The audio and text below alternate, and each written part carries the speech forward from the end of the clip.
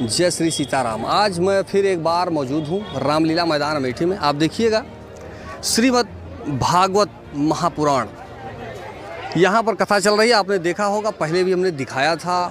कथा बहुत चल रही है मार्केट में, कहीं भी जाइएगा।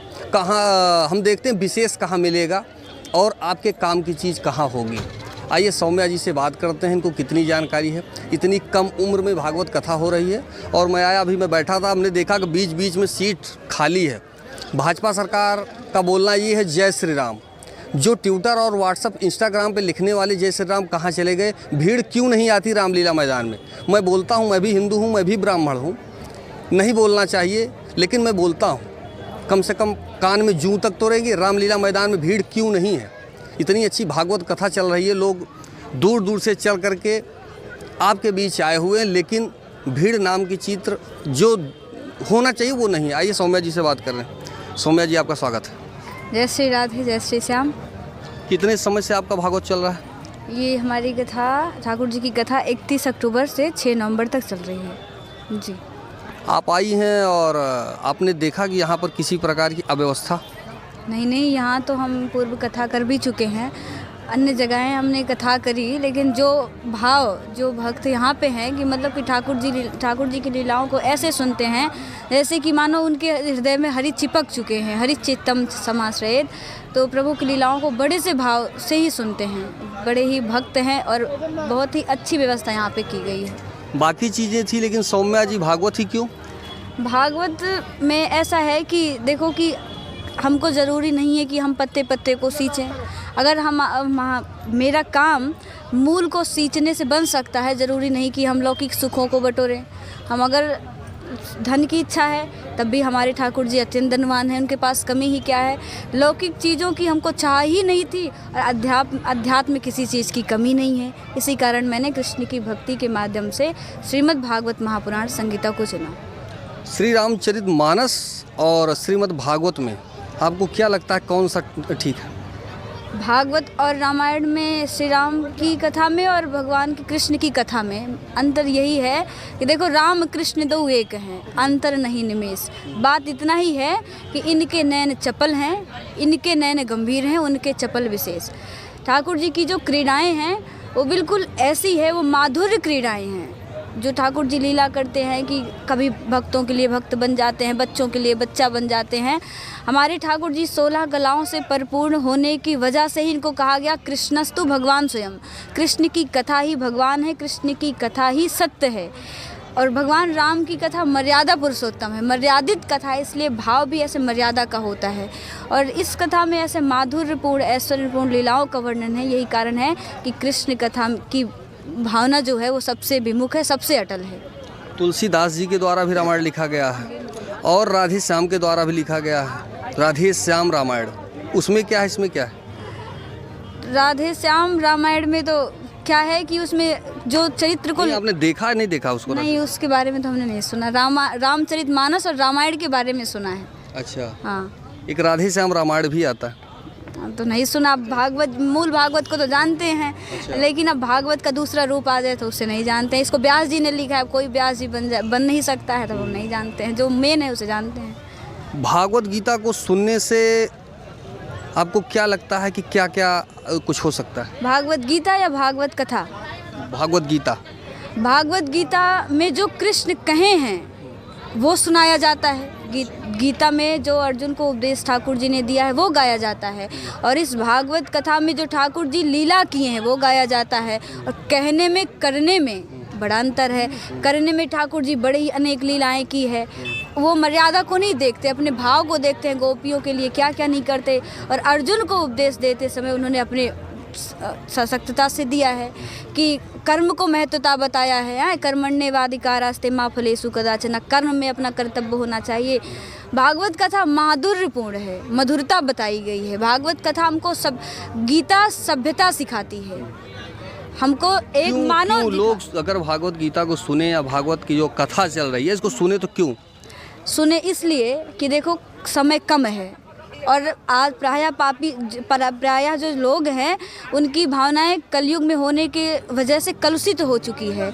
यदि अपने सरलता से मुक्ति पाना है, कल्याण चाहना है, तो भागवत के शरण में आना ही है, क्योंकि इसमें कहा है कि यस्य श्रवण मात्रेण हरिश्चित्तम समाश्रयेत।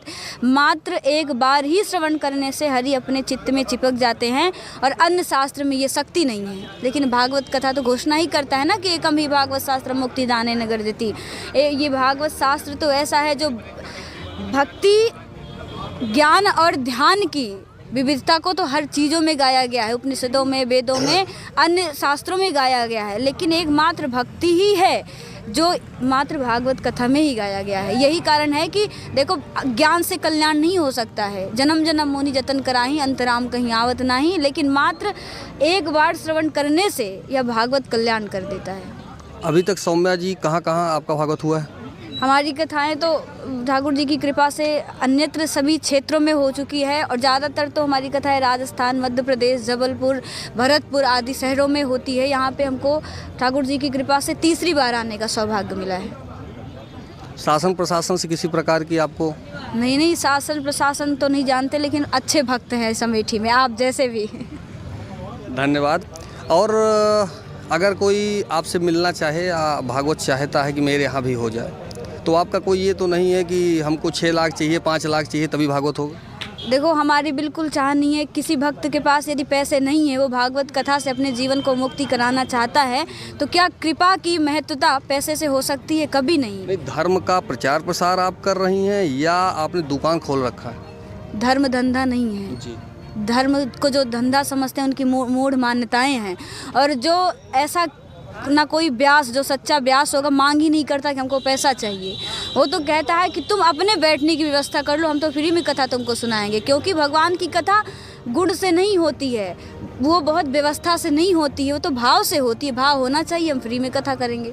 सौम्या जी से संपर्क अगर कोई करना चाहे तो आपका कोई कांटेक्ट नंबर वगैरह कुछ क्या? संपर्क तो हमारे पिताजी से, हमारी माताजी से कांटेक्ट नंबर तो अब 8874009309 पे कॉल करेगा, संपर्क अवश्य होगा। जी। चैनल के माध्यम से जो श्रोता देख रहे हैं उनके लिए क्या बोलना चाहेंगी? चैनल के माध्यम से श्रोता जो देख रहे हैं उनको यही कहना चाहते हैं कि एक बार भैया ने दूसरी बार हमारा इंटरव्यू ले रहे हैं, तो इन भैया को सबसे बड़ी चीज़ ये है कि ये जो कहते हैं सत्य कहते हैं, किसी के हो के नहीं कहते, गुलामी नहीं करते हैं। जो बात है वो सत्य कहते हैं, बुरा लगे सही लगे। इनका सपोर्ट करिए, चैनल को सब्सक्राइब करिए, और आप सभी भक्तों को जय श्री राधे, जय श्री श्याम, जय जय श्री वृंदावन धाम। बहुत बहुत धन्यवाद। जैसा कि आप देख रहे हैं, सर आइए, जैसा कि आप देख रहे हैं सौम्या जी से बात हो रही थी। इसी बेबाकी के लिए इनको जाना जाता है। हमने देखा कि लगातार आज ये तीसरा या चौथा दिन है, अभी मैं पूछता हूँ, चौथा दिन ये कथा चल रही है। भीड़ हमको बहुत ज़्यादा देखने को नहीं मिली। इनकी कथा बहुत ही जो है, आप देखिएगा स्टेप बाय स्टेप सारी चीज़ें आपको समझ में आएंगी। हमने कोशिश किया ज़्यादातर पूछने का कि ज़्यादा से ज़्यादा जानकारी कितनी है। अभी बहुत ज़्यादा इनकी वो नहीं है, और क्वेश्चन तो बहुत कुछ है, पूछने को बहुत कुछ पूछा जा सकता है, लेकिन काम करते करते जहाँ तक पता है ठीक पता है, नहीं पता तो नहीं पता। ये होना चाहिए स्ट्रेट फॉरवर्ड बात, क्योंकि इस वीडियो को जनता देखती है, जनता भी समझती है, और सबके घर भागवत गीता और ये चीज़ें लगातार चल रही हैं। आइए बात करते हैं। आपका स्वागत है जी। मैं राकेश मिश्रा जी, और वृंदावन से हम लोग ये मंगलमयी कथा करने के लिए आए हैं। जैसा कि अभी आपने प्रश्न किया, अमेठी की जनमानस समुदाय में रामलीला मैदान में चल रही संगीतमयी रसमयी श्रीमद् भागवत कथा के पंचम दिवस में बाल लीला का सुंदर सा वर्णन किया गया। जैसा कि ये त्यौहार का पर्व है, कुछ ही समय पूर्व अभी पहले करवा चौथ का व्रत था, जिसमें व्यापार मंडल यहाँ लगभग जुड़ा हुआ है, तो जिससे कुछ लोग जो है व्यापार के वास्ते थोड़ा सा नहीं आ पाते हैं, और कुछ लोग आते और जाते रहते हैं, और कुछ लोग जैसे फिर भी लगभग हमें लगता है 500 से 700 की संख्या लगभग आ रही है। अमेठी में बहुत सारी कथाएं हुई हैं, और ऐसे सुंदर से जो मंच पर इतने श्रोता, विशेष यही कारण है कि जो पर्व का ये समय है, इसके कारण कुछ लोग कम आ पा रहे हैं, क्योंकि दीपावली भी करीब है, लोग व्यापार से जुड़े हुए हैं। और जैसा कि आप भी एक सत्य सनातन के श्रोता हैं, और समय कहाँ किसके पास है, आज आपकी उपस्थिति हुई। और इसके लिए धन्यवाद। जो भी लोग आ रहे हैं उनके मंगलमय जीवन की मंगलमय कामना, सदैव ऐसे सुख शांति समृद्धि के साथ धर्म के कार्य में अग्रसर रहें।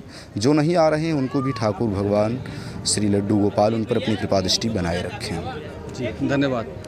राधे श्याम और श्री रामचरित मानस में आपने 2 शब्द जाना। जी राधे श्याम ने सरस भाषा में रामचरित मानस को दर्शाया है। भागवत कथा की भी उनकी पुस्तकें हैं। जैसे कि राधे श्याम जी जो हैं वो गा करके उसी बात को बताए हैं। जैसे हनुमान जी की चेतना को जब जागृत करने का समय आया तब कहते हैं कि हे पवन तनय अंजनी लाल अपनी निंद्रा को त्यागो तुम, हे आर्य पुत्र बजरंग बली बजरंगी नाम तुम्हारा है। ये ऐसे पदों के साथ राधे श्याम जी लिखते हैं। इसी को श्री रामचरित मानस में बाबा तुलसीदास लिखते हैं, कहाँ रीछ पद सुन हनुमाना काचुप साध रहे बलवाना, पवन तनय बल पवन समाना बुद्ध विज्ञान निधाना। दोनों के शब्द एक हैं, केवल उनके लिखने का तरीका जो है वो कहने का मतलब संगीत के माध्यम से है। और बाबा श्री रामचरित मानस जो किसी ने ये क्वेश्चन किया था, इसलिए हमने कहा कि जी यही दोनों में अंतर है। उन्होंने संगीत के माध्यम से इसको जो है पद के माध्यम से बाबा तुलसीदास ने रखा और संगीत के माध्यम से राधे श्याम जी ने रखा। दोनों का भावार्थ अलग है, अपनी अपनी सोच के अंतर्गत दोनों लिखे हैं। बाबा तुलसीदास जी सराहनीय हैं, पूजनीय हैं। उनके बराबर कोई लेखनी नहीं हो सकती है, वो अद्वितीय है। ठीक, धन्यवाद। जैसा कि आप देख रहे थे, इनसे पहले भी मुलाकात हुई है। बहुत अच्छी जानकारी है। कम से कम समय में इसमें जो भी हैं, जो इनको काफ़ी समय बाद 50 या 60 के बाद जानना चाहिए, वो चीज़ इनको अभी ही पता है। बहुत अच्छी जानकारी। इनका हमने पहले भी इंटरव्यू किया था। अब देखते होंगे मैं इंटरव्यू उन्हीं का करता हूं जिनको कुछ आता जाता है, मेरे क्वेश्चन का जवाब दे देते हैं। जवाब नहीं तो फिर सवाल का और इस तरह वीडियो बनाने का, किसी को सुपरस्टार बनाने का कोई शौक़ नहीं रहता हमारा। सच्चाई हो आप तक पहुँचे, आप देखें, क्योंकि आप वीडियो को देखते हैं 10 मिनट, 15 मिनट, 20 मिनट, 24 घंटे के समय में अपना समय निकालते हैं कीमती, तो कुछ अच्छा हो तो ज़्यादा अच्छा है। फिलहाल मैं त्रिपुरारी पांडे, NDTV लाइव, अमेठी जी। हाँ, एक चीज़ आप ध्यान दें कि ट्विटर और इंस्टाग्राम, फेसबुक पे जो आप ये जय श्री राम लिख रहे हैं ना, वो आपके रामलीला मैदान में पहुँचे, वहाँ जय श्री राम वाली जो घोषणा करें। जितने भाजपा के कार्यकर्ता हैं ना, ये फ़ोटो ज़्यादा खिंचा रहे हैं, तो थोड़ा ध्यान दें। वो रामलीला मैदान पहुँचे, जय श्री राम ट्विटर और व्हाट्सअप छोड़ दें, वो आए रामलीला मैदान में पहुँचें और भागवत कथा सुने। और कल से मैं देखूंगा कि भीड़ कितनी होती है। फिलहाल मैं त्रिपुरारी पांडे, NDTV लाइव, अमेठी से।